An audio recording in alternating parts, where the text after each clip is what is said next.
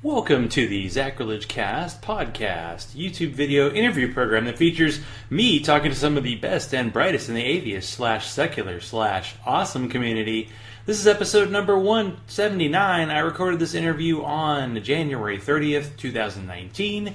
Thank you, Sharon Frankel, aka Habeas Humor, for being on last week. Episodes will return soon, or else a lawyer is going to make me a liar. It wouldn't be the first time.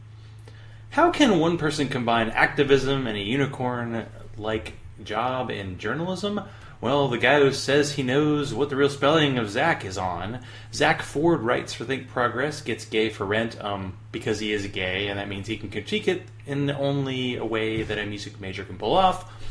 We talk about what stories make the news when it comes to crimes against the LGBT community, why conferences matter, and I look really good drinking out of my beer glass while Zach talks. Real good.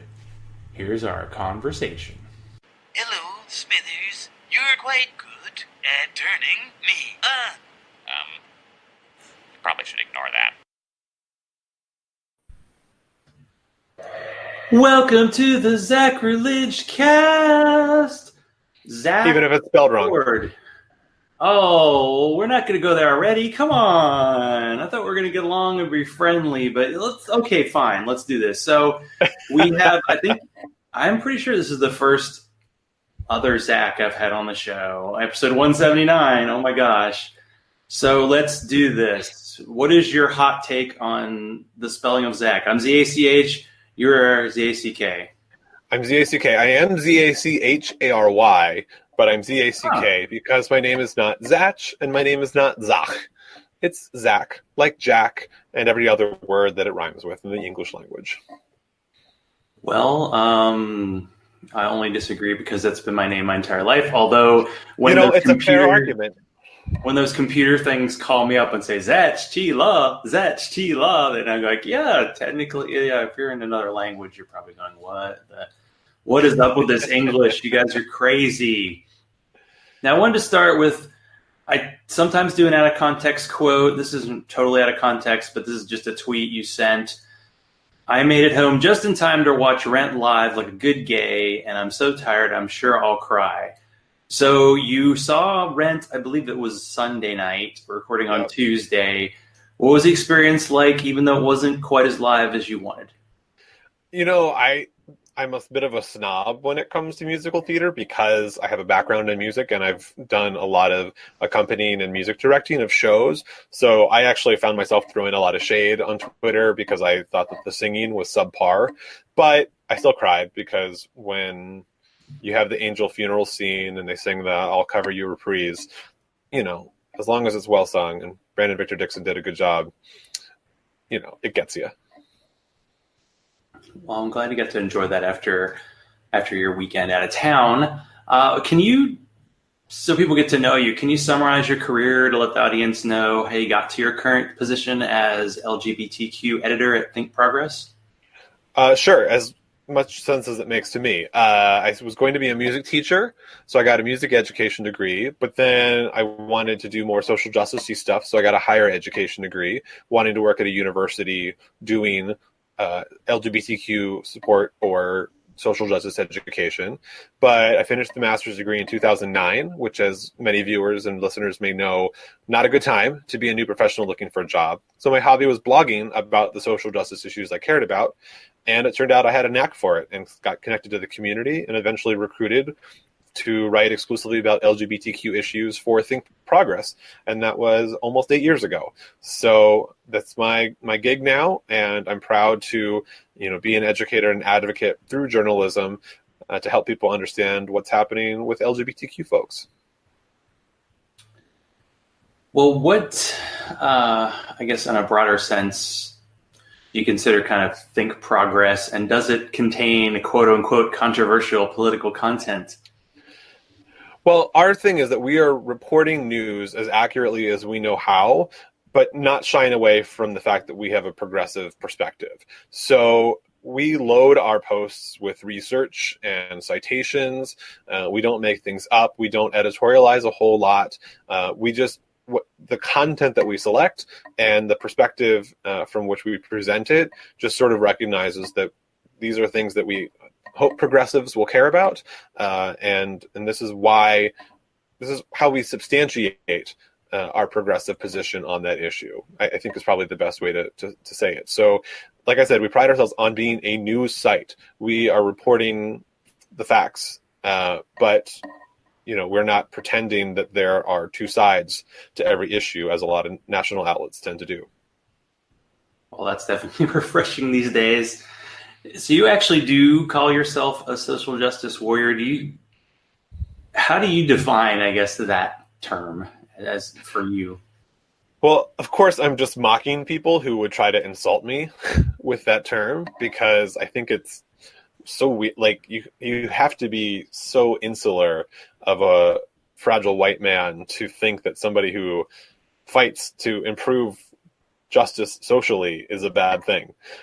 So there's a lot of facetiousness going on there. But I look at the world, and I know that I have a lot of privilege as a cisgender white man with comfortable socioeconomic standing, and I also am familiar with some experiences of discrimination and intolerance because I'm a gay man and as an atheist. And I look at all of that together and say, I want to spend my life working to help other people understand how to reduce the bad stuff in the world and how to understand the things that don't have as much visibility as they deserve, and conquer the fear that grows out of that uncertainty and ignorance, but just lack of information. Well, what was it like being named, I know this was a few years ago, to the Advocates 40 Under 40, and this does not mean you have to say how old you are. Well, I'm still under 40. I don't mind saying I'm 33. It was a really great honor, and the Advocate does great work and has long been sort of the paper of record for the LGBTQ community. And I'm not here for the glory, but it means a lot to me to know that people trust and respect what it is that I'm putting out into the world, and that's really my goal. I pride myself on the work that I've done, particularly at covering trans issues, such that trans people can trust me to tell their stories and make sure that their voices are properly centered and not painted over or whitewashed in any way. And that's what I want to just keep continuing to do. Well, how has the job changed over the years? I mean, obviously we know the political field has changed, but it does seem that there's a constant battle, but you're dealing with a lot of negativity and people making real efforts to take away rights that have been given to people, or at least accepted that they exist. Sure. Well, first I want to say there's been so much great success. When I look at the landscape from when I started doing my personal writing, in about 2008, 2009, to starting to ThinkProgress in 2011, I've watched Don't Ask, Don't Tell repeal take place. I've watched hate crimes legislation get passed. I've watched marriage equality happen. I've seen a lot of advances for trans visibility and access to protection under the law. So there's a lot to be happy about. Obviously, the last 2 years, as you just insinuated, have been a lot more toxic, and you've had to take a lot more time to think about self-care and think about all of the garbage that your mind has processed in a given day in the Trump administration, and convince yourself to actually get some sleep and be motivated to get up and try to fight it again the next day. It's also interesting to see how the media landscape has changed, because I started at ThinkProgress just as sort of the blogosphere had peaked, and bigger sites started to kind of subsume a lot of those writers. You start seeing just a lot more contributors at sites like Huffington Post and BuzzFeed, and the independent blog sort of went back to the back seat after really having a big leadership role, particularly in smaller communities and movements like the LGBTQ movement. So I almost partly feel self-conscious and guilty that I was a little bit part of that I moved to, a full salaried publication to do the same kind of work that bloggers had been doing in terms of, opposition research and advocacy. But in some ways it's gotten more visibility as a result, but we can't trust these towers to get too high, because as we've seen in recent weeks with massive layoffs at Huffington Post and BuzzFeed, and the closing of Into, which was a really brilliant site for queer news. Think whatever you want about the fact that it was owned by Grindr, but I knew a lot of the people there and know that they're really smart people. So the media landscape, just in terms of doing the work, has also been challenging and a lot of different things to navigate. I'm really proud that I was part of an effort to organize a union at ThinkProgress. We were one of the first digital shops to organize, and we just approved our second contract, and we have a lot of great protections and salary benefits in there as well. So a whole lot of different things have changed in the past decade, to be sure. I was about to ask what's a union, just because they not that many of them around anymore, and but I forgot to mention this because I think last time I didn't actually have a beverage, but I am drinking out of my Dragon's Milk mug, an actual Dragon's Milk out of Michigan. So what do you have beverage wise? I'm drinking out of my IKEA wine glass some Black Box Malbec because I'm cheap. You heard it here first, people.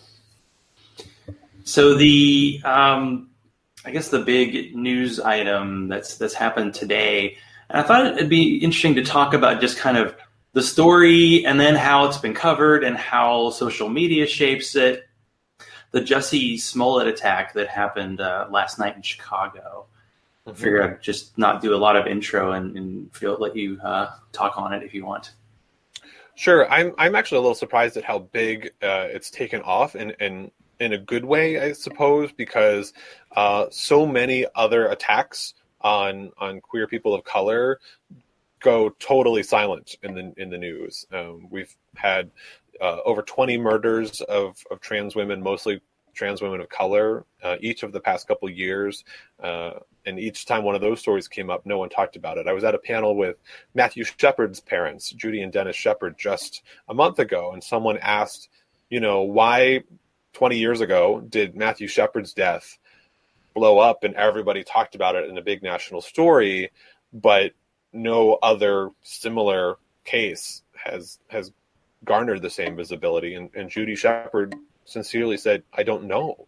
But that's why she's continued to do that kind of work. So the Jussie Smollett story, folks somehow didn't yet see it, but are watching this, apparently was attacked by two people. From what I've seen, these individuals were white. They may have been wearing ski masks. They used homophobic and racist slurs as they attacked him. TMZ initially reported that they also referenced something about this being MAGA country, but that was not confirmed by police reports. So a lot of speculation about whether there was a reference to the president's slogan or not. Smollett, obviously known for being on the show Empire, and he's an openly gay man playing an openly gay character on the show. So, and he also, I believe, has a record label that has produced some anti-Trump stuff. So clearly a target for people who might have conservative values and those negative sentiments against both people of color and the LGBTQ community. So just kind of a tragic story, because it was, as many people said, it was a lynching that happened in 2019. They literally had a piece of rope that they tried to tie around his neck as a noose. So very disturbing story.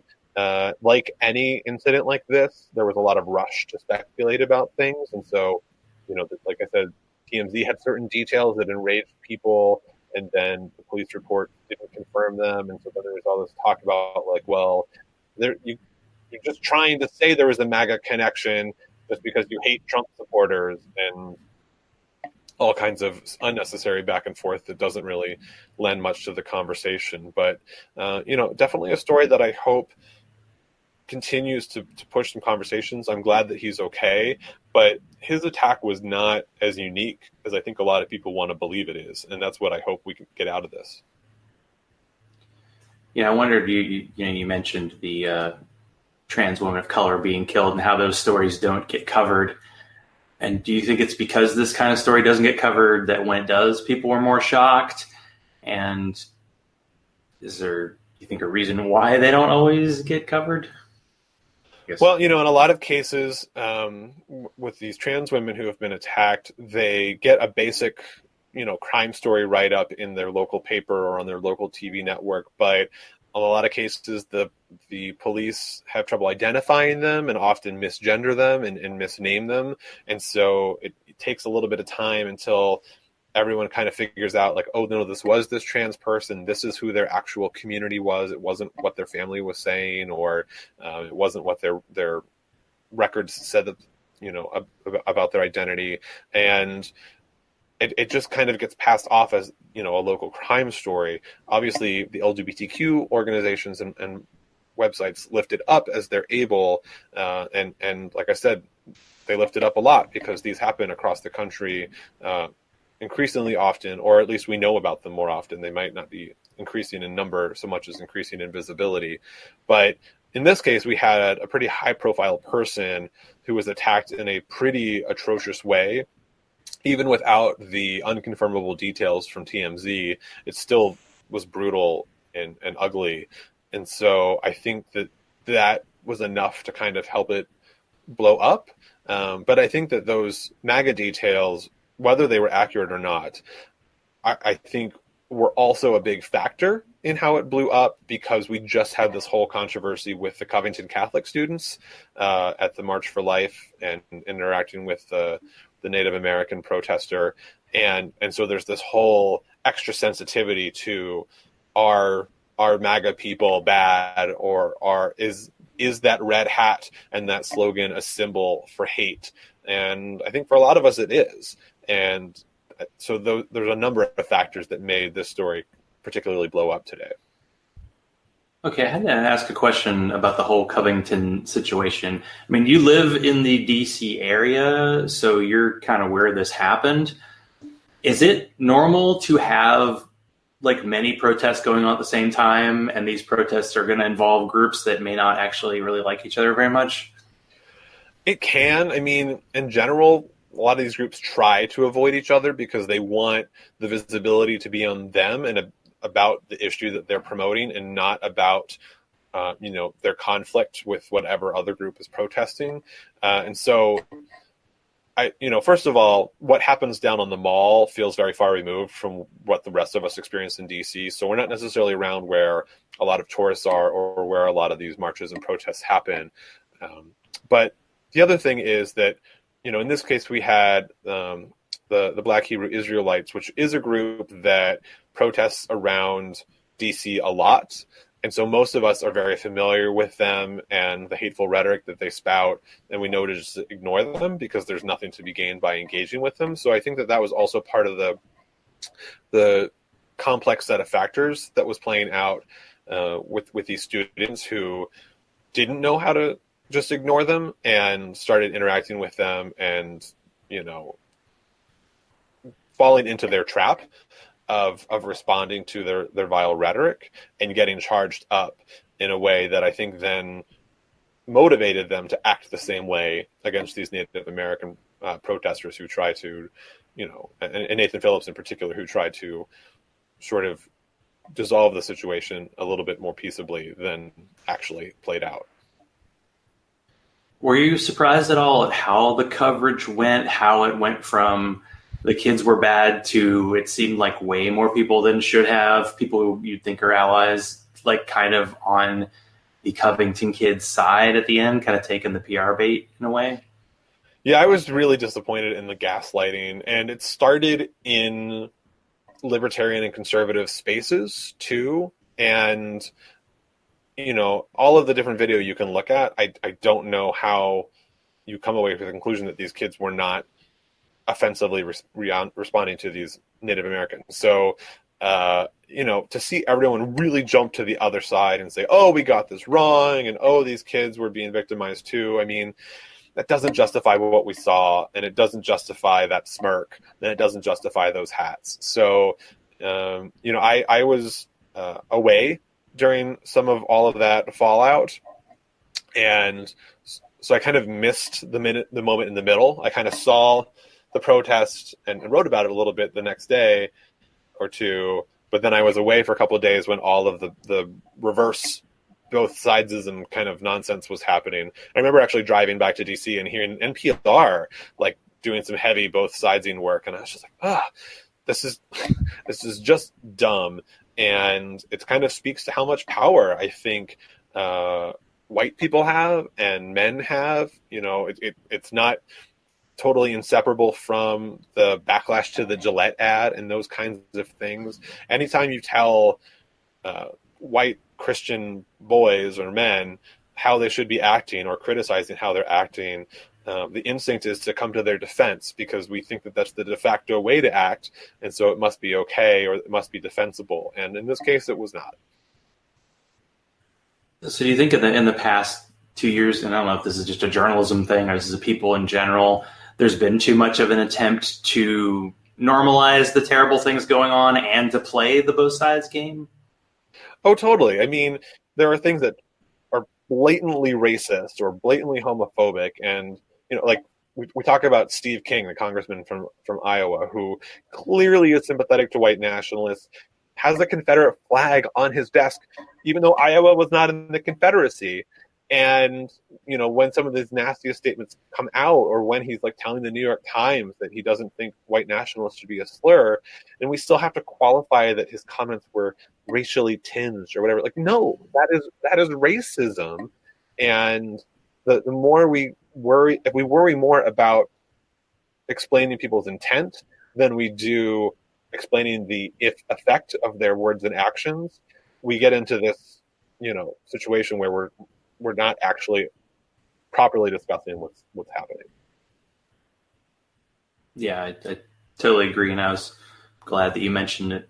ThinkProgress doesn't always feel the need to play that, you know, both sides just for its own sake kind of situation. But you mentioned being out of town over the past weekend, and we kind of talked about this before the interview. Can you talk about the Creating Change conference and I guess how you first got involved with it and what's it been like to keep going back, and how cold is Detroit?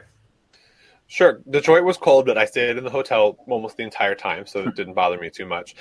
Creating Change is the national conference on LGBTQ equality. It's put on by the National LGBTQ Task Force. It's been around for over 30 years now, I believe. And it's the biggest conference on LGBTQ equality. So you have activists from around the country who come together to share their expertise with each other, to network, and to, you know, refresh each other, to go back out there and continue the fight. So I've been going for over a decade myself. When I first went, it was actually as an intern at a university LGBTQ center, and I was presenting on just some of the little projects that I was working on there, because a lot of the higher ed professionals who do that kind of work all network at this event. And since then, it's just been a really important learning opportunity. As you know from my live tweeting, I learned a lot there this year, just as I do every year. It also has a family reunion kind of feel where the activists that you maybe work with remotely all throughout the year are there in person, and you can actually commune with them, which is a really great feeling. And it's self-recharging kind of experience to be in a space with, 4,000 or more queer people. There are a lot of young people, high school students and college students, eager to learn, eager to how they can make their difference. It's also a conference that really goes out of its way to be accessible, whether it's providing ASL or Spanish interpreters, whether it's making sure that the main conference space has a scent-free zone for people who have sensitivities. Anything that they can do to make it a safe and welcoming space for people, they do. And there's no other conference I go to that's quite like it. Yeah, I was thinking about a atheist conference called ReasonCon that I attended before, and this year was supposed to happen and didn't. And there's something to be said to be in these spaces where you just kind of just breathe out and you feel relaxed, so you don't feel the tension that you might feel. Not that, white straight cis man, I almost never deal with that sort of thing. But is it important for you to have these kind of recharge moments when you have to deal with news that is often negative? Absolutely. I mean, the biggest thing about creating change is it's one opportunity to reverse the feeling of living in a majority heterosexual, majority cisgender world. So you're in a space where most people are in some way queer, or certainly very, very queer affirming. And I remember one of the first years that I went, as I was coming back to Iowa, which is where I was living at the time, I was in grad school out there. I was like, I'm driving back into straight world. Like, and it literally was a week of having to decondition how quickly I'd adjusted to being able to assume that the people around me were queer like I was. I had to go back to remembering that I am very much in the minority. And I often wonder what it's like for straight cis people who go to the conference and get the reverse experience, what they might feel like there. Yeah, get to feel like a minority for a change, which if people don't have that experience a lot, yeah, it's something that probably needs to happen. Okay, this is a bit of a 101 type question, but you've had to, at some point in your life, come out as gay, come out as atheist. Was there similarities to them? Were there anything difficult? Did you have like family problems? I know it's a lot of questions at once. So coming out gay, I didn't actually have any problems after I came out. It was more that I had a lot of barriers to figuring it out for myself because I grew up in a very small rural town in central Pennsylvania. The whole county didn't get its first traffic light until 2010 kind of space. And so I had a lot of reason to believe that I was gay, including attractions and including experiences. But in my head, I had compartmentalized it all as experimenting and didn't understand that this was actually what I was. And it took a year at Ithaca College, where I went for undergrad, which is always ranked as one of the most LGBT-friendly campuses in the country, in a music department where there are a lot of gay students and a lot who came from New York who had been out for a long time and were very comfortable. It took a year in that environment for it all to click in my head and be like, oh, that's what I am. And then I came out and I was like, everything makes sense now. Jumped right out of the closet, told everyone immediately, told my parents the same day I figured it out for myself, and had universally neutral or positive reactions to that for the most part. So that was an easy experience. Coming out atheist was actually a bit more challenging. Again, I was in Iowa at the time, so a slightly more conservative or slightly more religious tending environment. And I also, in coming out models, there's this idea that after you've kind of made peace with yourself and with others, you go through what's called a pride phase, where you sort of over-identify with this identity that you're coming to terms with and live and breathe it in a fire-breathing kind of way, before you get to more of a point of integration where you might still be really passionate about it, but it doesn't necessarily define every moment of your thought and feeling. So I kind of went through that in this environment that was less prepared for it, with my atheist identity, because it overlapped pretty closely with the passage of Prop 8 in California, where a lot of Mormons and a lot of Catholics and a lot of evangelical Christians worked together to reverse a ban on same-sex marriage. And I think it felt a lot worse because California had same-sex marriage and then it was banned. So it was clearly like a taking away. It felt like much more of an attack. And I was just really, really angry. And I really struggled to communicate that anger in an approachable way to my classmates and my friends. So there was a lot of friction around how I was coming to terms with that. But the funny part about that story is what I learned was if I write about how I'm feeling, or I write about all of the thoughts running through my head and really process it in an organized way, that's more approachable to people. And I was able to kind of reach people who were pissed about some of the things that I'd said in short quips and help them understand exactly how I was seeing it from my perspective. And that's why I started my blog originally. So that led me on the journey to eventually have a whole career in journalism, so I can't look back on it too negatively. But in general, I still find it's a little bit more challenging sometimes to talk about being atheist, because I think there's a whole lot more stigma and uncertainty to unpack around that identity versus just gay, which has gone much more mainstream in the meantime. Yeah, there are times where you think, wow, we really aren't making any progress, but the gay community has made lots of strides, of course, gay marriage being the key. But is there something, can the atheist community kind of learn from the gay community in terms of how to communicate with people who don't really understand that we are real human beings and they shouldn't be afraid of us and we're not going to eat their babies, probably?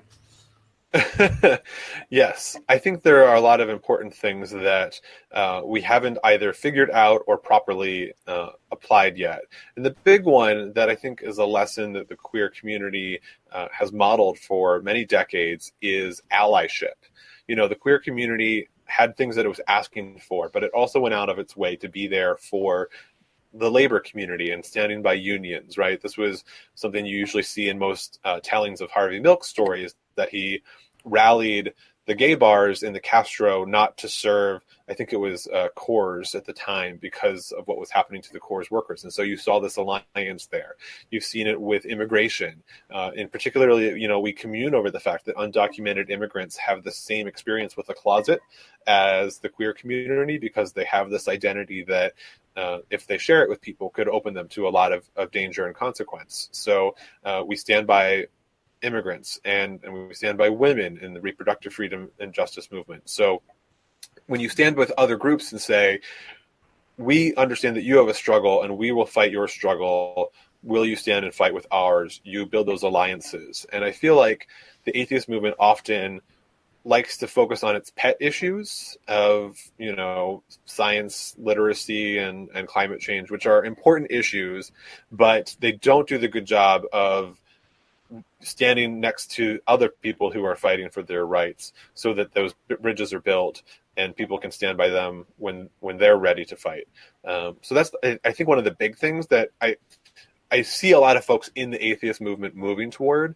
The big challenge, I think, is that we also see this schism happening where there are a lot of folks who were kind of part of the new atheists who've been really pulled to the right and really pulled to, you know, Jordan Peterson style philosophy and anti-social justice warrior things and, you know, versions of white nationalism and rejection of LGBTQ people and things like that. And so we kind of have to rally from that and take ownership that for a lot of us, atheist advocacy is a form of progressive advocacy, and we want to challenge religion in the public space because we see religion being used in a conservative way to attack people. And I think once we recognize that our humanism is just as an important part of our identity as atheism itself, and challenging the taboos around that, I think we'll be much better equipped to be a partner to others.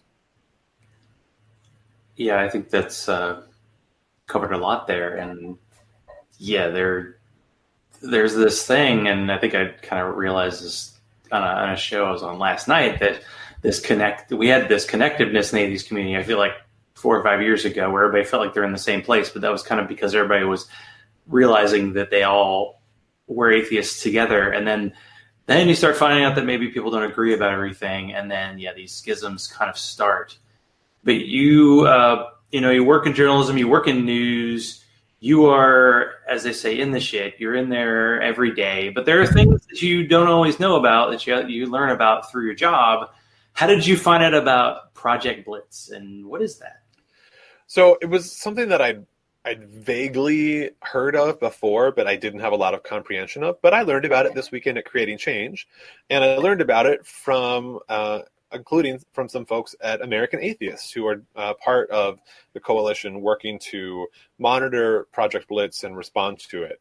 And what Project Blitz is it's a couple of different conservative organizations that want to bombard state legislatures with a number of bills that start to basically impose a form of Christian imperialism, but in a very gradual sort of way.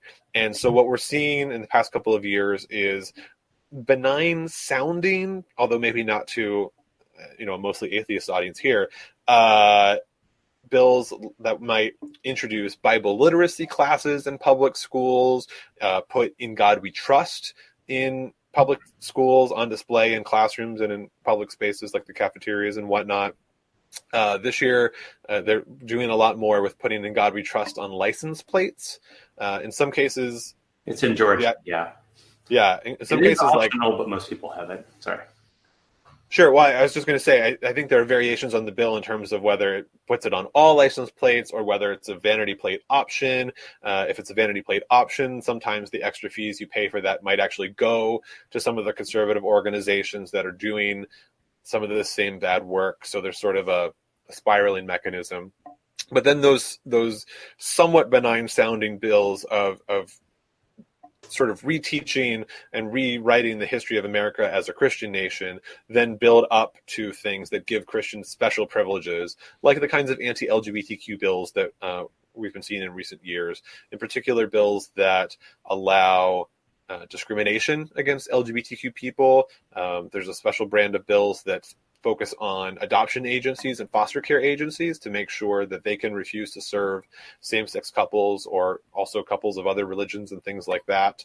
A whole variety of different kinds of bills that they not only do they kind of want to build up to so they seem more benign once we've had a lot of these other, like Christian values are everywhere in our public space, so this shouldn't be any different. But also they want it to seem like LGBTQ issues are somehow infringing on their rights as Christians to enjoy a majority Christian space. And that's really not how civil rights work. But they also want to confuse us and make us feel like we're always playing whack-a-mole with so many different bills in so many different states. And as Project Blitz seems to grow each year, and we see more bills in more state legislatures, we can see the effect of that. And I know that I'm going to start doing a lot more reporting on it, because I think the more we understand it, the more we can identify it when we see it. And just as we were talking right before the show, President Trump tweeted about how great it is that there are now more Bible literacy class bills being introduced. And that's clearly something that I'm sure the Project Blitz folks were very thrilled to see, with the president supporting them and making it seem like it's no big deal. Well, I suppose if those classes were actually like Bible literacy classes where you actually read the Bible and kind of analyzed it like a piece of literature and actually talked about the whole thing, and not these kind of prefab Christian versions of them, almost like a kid pop-up book. But do you think, you mentioned earlier that, sometimes atheists kind of end up being on their own island when it comes to issues. Is this some place where we can get more allies and get progressive Christians to join us when it comes to these laws? Because these laws clearly don't necessarily make things better for Christians when they just discriminate against other people. I hope so. I think the challenging thing is, it's atheists' favorite issue to try to resist church and state being conflated. And I totally agree that that's an important issue. But I think for folks who aren't thinking through that kind of identity, where, if you, someone like you, if you don't mind me putting you on the spot, as a straight cis white guy, as you previously identified yourself, being an atheist might be the only being an atheist might be the only lens through which you see discrimination or see yourself as other. And so it becomes a lot more salient to you. And so issues that then trigger that and intersect with that are going to be really important to you. And that makes a lot of sense, but it's not necessarily going to seem like the most important or vital issue to people who are fighting other kinds of discrimination and stigma and challenges in their lives. And so I think the challenge is, yes, we all need to work together to respond to this, but we need to recognize that it's because it's part of this grander campaign that works toward actually infringing on people's ability to interact in society. And if we only harp on the stuff that pisses us off the most as atheists, I think that's going to turn people off. I think if we recognize that all of these things are bad for different reasons and for different levels of intensity, then we can work to respond to the entire campaign together in a better partnership. Well, do you think we could work together to create a new version of conversion therapy that helps convert people to get out of Christianity? I mean, when you look at the rise of the nuns, you kind of wonder if Christianity is doing a good enough job of that on its own.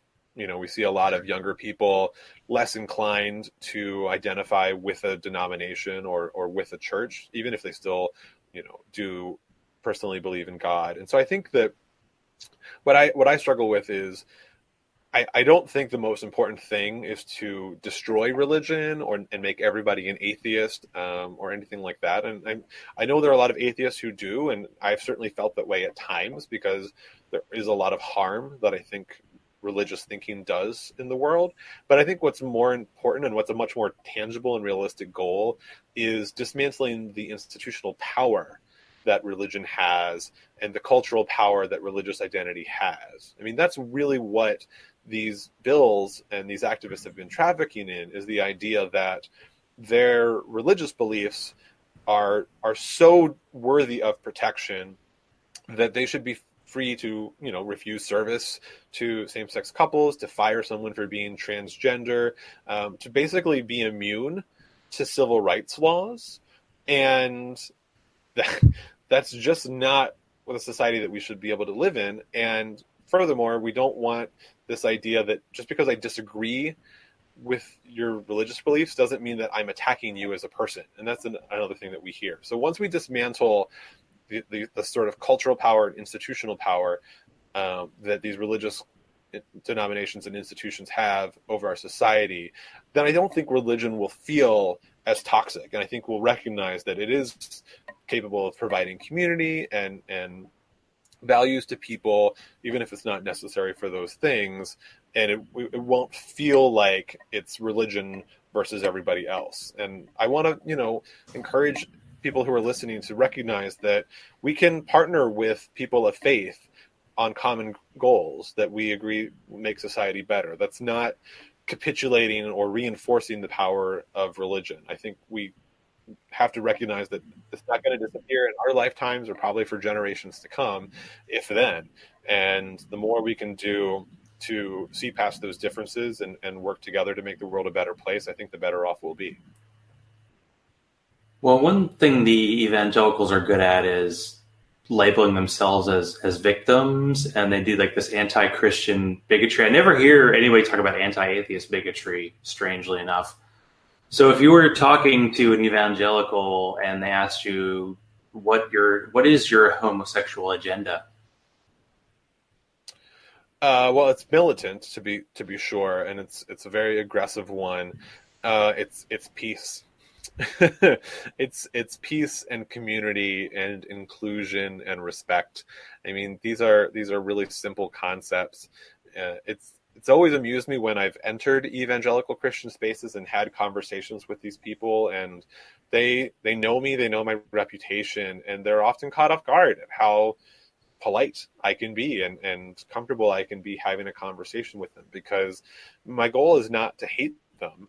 I certainly reserve a certain amount of umbrage for people who build their careers on attacking us, and I work to resist them. But for the most part, I think a lot of people just don't know what it means to be queer, for example, and have never had a conversation with somebody like me to kind of have an eye into my experience. There's a quote that I love to use that my friend Vernon Wall said. I think he's the one who said it. I always give him credit for it. Equality is when everybody has a pair of shoes. Equity is when everybody has a pair of shoes that fits. And I think we're too often losing the forest through the trees when we try to say everyone's equal, you can just pull yourself up by your bootstraps. And we have to recognize that it's not the world that we live in, and people have a lot of different disadvantages that are far beyond their control. And once we learn to actually appreciate how their shoes fit, I think we'll just live in a much happier society. That's all I want. Happier society. See, that is just a dark agenda right there, but we'll go with it. So we're near the end of the show. Sadly, we always get here, and so I brought this up earlier and gave you a little bit of advance notice. So, do you have a joke and/or an unknown skill or talent? I'm gonna do you a big one and do something that I have never, to my recollection, ever done publicly or on a recording. But I do have a little Kermit the Frog impression that I can serve up right now. Okay. Hi ho, Kermit the Frog here, and today I'd like to tell you about the color green. Do you know what's green? Well, I am, for one. There you go. That's awesome. See? People have talents that you just don't even know. So, Zack Ford, the preferable spelling of Zach, I'll give into that. How can people... Listen, we can all get along despite our differences. Yeah, that's, I know. That's really the callback that I wanted. We admit that I'm wrong. We're just going to get along perfectly. So how can people find you online, tell you you're wrong on Twitter, because no one ever does that, and perhaps support some progressive media? Sure. So you can follow me at Zack Ford, ZackFord on Twitter. That's where I tweet a whole lot of different LGBTQ news and random anecdotes about my life. If you just want to read my articles and find a channel for that, you can go to my Facebook journalism page, which is also just facebook.com/Zack Ford. All I post there are my own articles. So yes, it's egotistical, but it just keeps it simple for people who want that content. And come to thinkprogress.org whenever, and certainly read my work, but all of my colleagues are brilliant and doing important work as well. It's a team I'm really proud to be a part of. You can sign up to be a part of to get our daily newsletter. If you just kind of want a little fix in your mailbox, you can also subscribe and help support us to keep our important work going. It shouldn't be lost on anyone this week that journalism is fragile, and there's nothing guaranteeing that those of us doing it will continue to have the opportunity to do it. So however you want to support us, whether it's just reading our articles or more, we appreciate it, and drop us a note if you like what you see. Well, thank you, Zach, for appearing on the show. Glad to be here, Zach. Sideshow Bob tried to kill me on our honeymoon. How many people in this court are thinking of killing her right now? Be honest. Live read. Deb McTaggart, aka Heretic Woman, was such a legendary friend, podcaster, and debater that she actually made not one but two multi-hour YouTube hangouts worthy entertainment. But you better bring your tissues. Check out the most recent Holy Crap the Vlogcast and this week's Beyond the Trailer Park, and you'll get all the stories that you possibly want. I don't know if I've done this in a while, but I want to make sure that my audience doesn't get too big, so I'm going to offer my tweet of the week to Daryl's favorite PopeHat, who said about one of our four horsemen, "I've always felt if you wanted Richard Dawkins to touch a poop, you'd just have to tell him a woman said not to, and 20 minutes later he'd have a YouTube channel about doing it." I'm sorry that in this week's show I didn't get to a couple stories about our downtrodden, to say the least, trans population. First of all, the military ban is stupid and mean, and second of all, the Japanese plan to sterilize trans people who have surgery is inhuman. Think about if the president banned atheists from the military, or a theocratic leader said atheists should be sterilized. There's as much science behind that concept as there is for attacking the trans community in this way. Mean people using holy books as cover isn't going to end anytime soon, but I want to tell trans friends, family, and just frankly anyone that I see you and I support you, and these mean people aren't going to live forever. If you want to support the show, be like Bobby, Hugh, Teody, Larry, Daryl, and the other Daryl, wait, that's me, and support the show, patreon.com/Zachrilege, Zachrilege, and I can say that after a beer, so you can spell it too. Follow me on Twitter at Zachrilege. Like my Zachrilege Cast page on Facebook. Send all mail to zachrilege.cast@gmail.com. Thank you for being on this week, Zack Ford. Support independent journalism. Do not support people who only try to poke holes in the stories of oppressed people. They do not realize the masters they serve will turn on them at the first opportunity.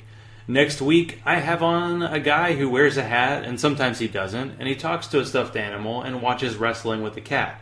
Of course, you know this is YouTube legend Steve Shives, and I always like to say, at least for the last 2 episodes, let's continue the conversation.